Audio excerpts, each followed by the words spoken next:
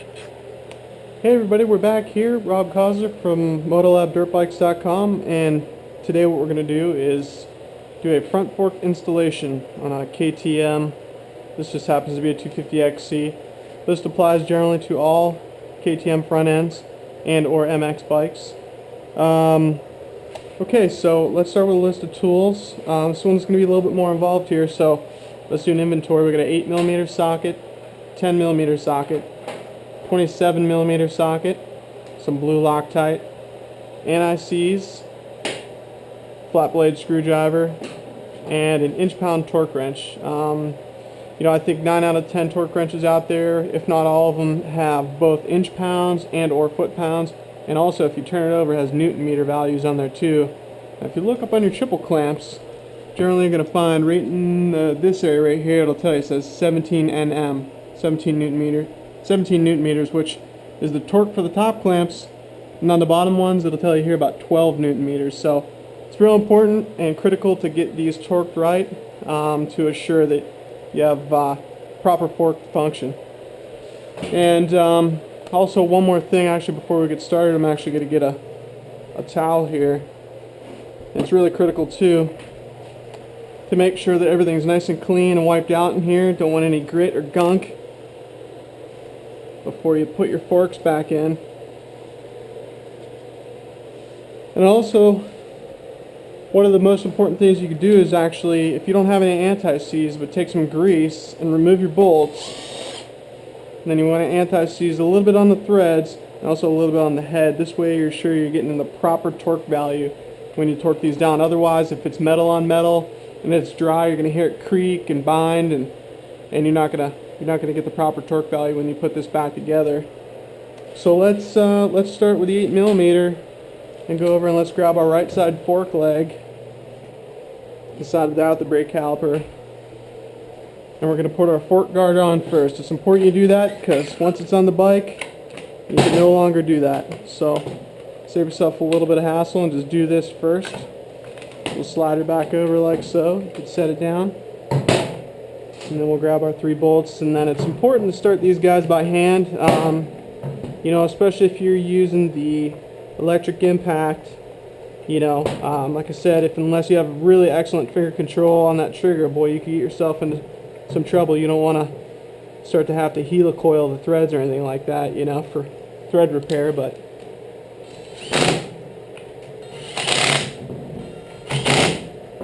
alright, so we're good there.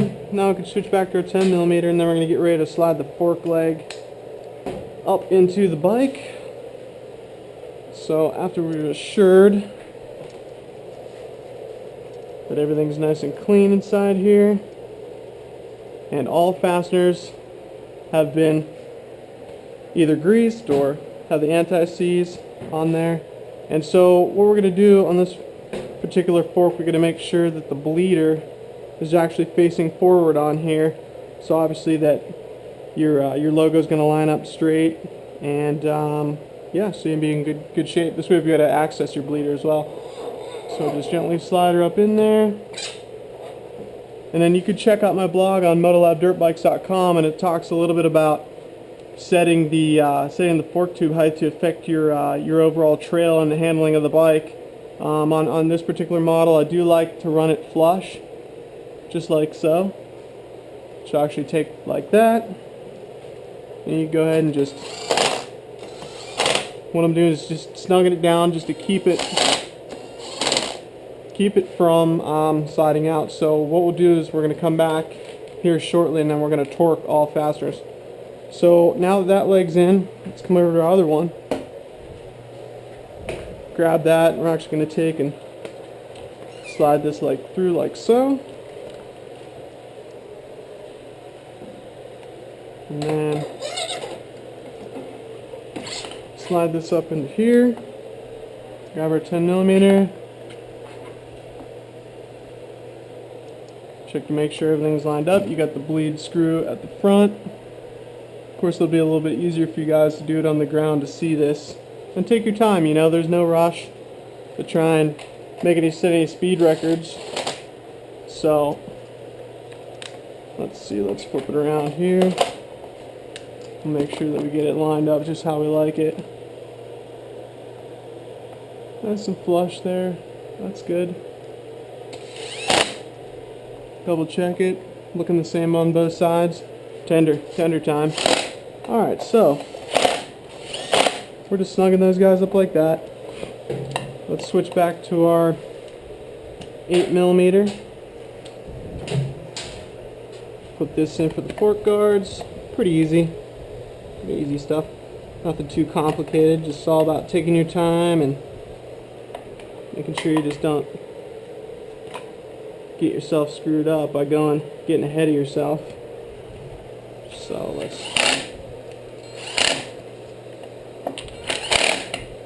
Alright, now it's on, so let's time to suit our caliper back up. So what you're going to do is just take yourself a little bit of blue Loctite. Find it at any automotive parts store. It's a good idea to take and Loctite the brake caliper bolts for obvious reasons. You do not want those backing out, especially on a high-speed run or whatnot.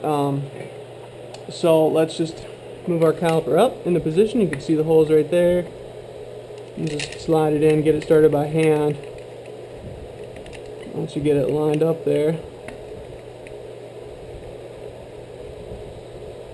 Like I said, it's a good idea to get this stuff started by hand. You'll regret it sometimes, you know, if you hammer it on and decide to strip it out. So I'll come back and, and torque those to the proper manufacturer's recommendations. So let's move that out of the way. Another big tip on making the front wheel a little bit easier to get on is to get your flat blade screwdriver in gently, and I stress gently, to take and just pull towards me a little bit, right? See how that caliper is spreading, just like so? What that's going to do is make it a lot easier to get that disc in without struggling too much. So now that that's set, we'll just make sure we have our axle ready, and this part is lightly greased, like so, and ready to slide in. So the only part you really want to grease is, like I said, is this part right here. So let's take and get a front wheel, hold her up there, make sure you got the disc on the right side. Alright, and just wheel her in, and this one we're actually going to have to pick up a little bit on. There we go, just like that on the stand. And then what you're looking for is to just actually have that rotor slide right in between the two brake pads, just like so. Sometimes, you know, if you get the help of a friend, it'll make it a lot easier to take and get things started. Extra set of hands, sometimes that'll definitely make a big difference. So let's see if we could get that steadied up enough to get that axle started through. There we go. So see it slid out. Sometimes it'll be a little funky. There we go. So just look at it from this side. Sometimes you could give her a little wiggle, or see how it's a little cockeyed right there. You just give it a little push right there. You never want to beat on it with a metal hammer, as if you have to give it a little tap. Get yourself a dead blow or a rubber mallet, because you don't want to mushroom that end.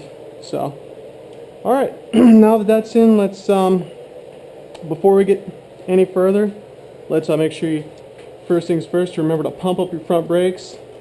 Now we regain pressure. Very critical. Don't want to get on the bike afterwards and find yourself flying into a wall with no front brake. Alright, cool. So let's get our axle nut threaded in, like so. And then what we're going to do is come back over here and temporarily tighten the floating end of the fork here. So all you got to do is just snug it a little bit. And then torque this down. I believe the torque spending for this particular model is 27 foot-pounds.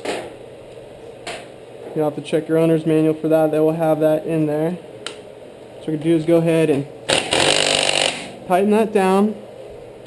And then what we could do is tighten down your pinch bolts on this side first. Of course, you know, I'm going to come back and torque everything later to factory specifications. Now, what we do is we come back over to this side, and this is our floating side, and I want you to pay special attention to this right here. You're going to watch when I actually release the tension from these bolts. the fork leg's actually going to come out and settle. You see how it popped out? Now we have that little bit of space in the end there. Now what you're supposed to do is actually take the bike down off the stand and then roll it forward and kind of bounce the front end, so this will kind of find its happy little home there. You know, just speaking from basic experience, now that I know that it floats in a particular area, I'm just going to go ahead and call this good. This is a really critical step though. Tighten that down just like so. So that's your complete front axle and front end installation. So what we're going to do now is very critical step 2. Let's go back to the top triple clamp. Remember that that's 17 Newton meters that they're calling for right there. So let's just dial it up here to 17 on our torque wrench here.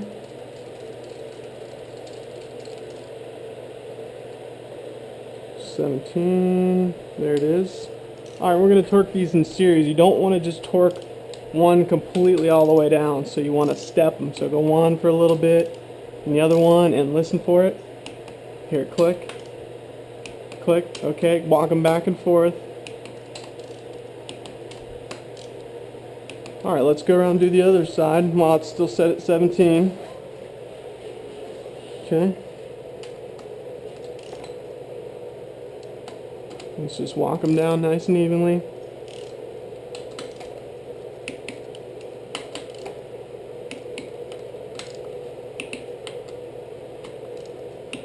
Alright, cool. So let's go ahead and back it down to 12 Newton meters for the lower ones.